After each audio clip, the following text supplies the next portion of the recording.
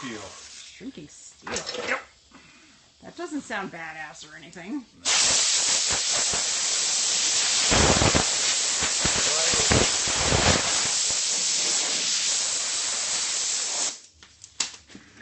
Alright, you got some splaining to do.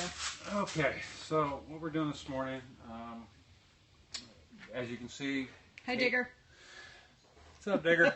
Caden's bug is now in epoxy primer. It's an etching primer. This is what we were doing yesterday. If you were like following us yesterday, this was all in bare steel. So this got shot yesterday as well as all the rest of the panels. That was a long day because we're also doing... Hey, Boots down there. We're still doing the build off. Sounds like a dentist surgery from hell. Yeah. It really does. It's pretty bad, but it's effective. So what we're doing now is we're taking care of the old damage. At some point in its life, this car has been hit mildly, and then... Like T-boned or... I think it took a pretty nasty hit into here, probably about 3 miles an hour with a small bumper somewhere. Probably a parking lot thing. We knew the damage was here, and whoever had done the previous repair actually did a fairly decent job, but he never finished it out. So I have to do very little hammer and dolly work, but most of this is metal shrinking. It's just to get the metal back into the shape that it was originally pressed into. Metal actually wants to go back in that shape. It's just the way the crystals are aligned. So look up solid. Somebody said probably a bicycle hit it. No. A little stronger than that. I don't think so. So, you said if you haven't been following the Caden build, the bug's name is Willie. We're building this for a tribute for a 6-year-old. We're basically building a tribute car to a young man who was way too much into cars for that age and had too much of a mind going and was taken way too early. So his parents came to us with his car and said, please make Caden proud, so we're going to. So that's kind of what we're doing in today. A little dusty in here? A little bit.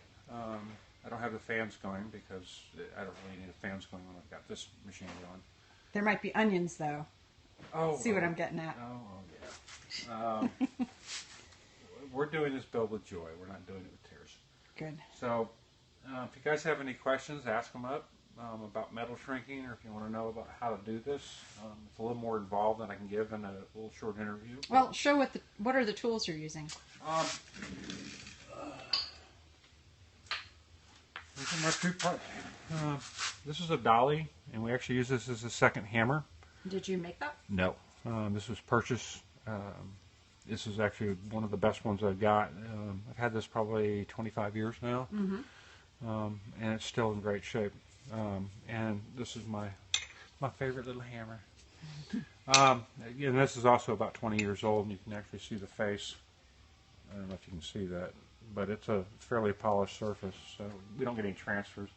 And then we're using a DeWalt variable speed. A lot of people will actually use these for buffing a car, not with that head, but we use that machine and just yeah, not with that head. not with the head that's on the machine. Thank you for that clarification, because I've just found it very useful to be able to control the speed of the metal and how fast that stainless steel plate is hitting it. So what's happening is, if you can see these shiny spots that are like all the way through here, that's where it's making contact with that. So that gives me my low spots. So I'll come back in with my little dolly.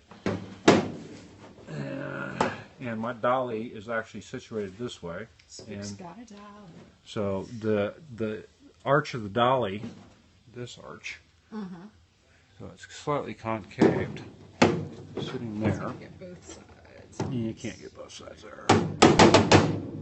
And so what I'm doing is I'm actually pressing with that part of the dolly, using one of the curves to match the curve that I want, and then I'm hammering around it.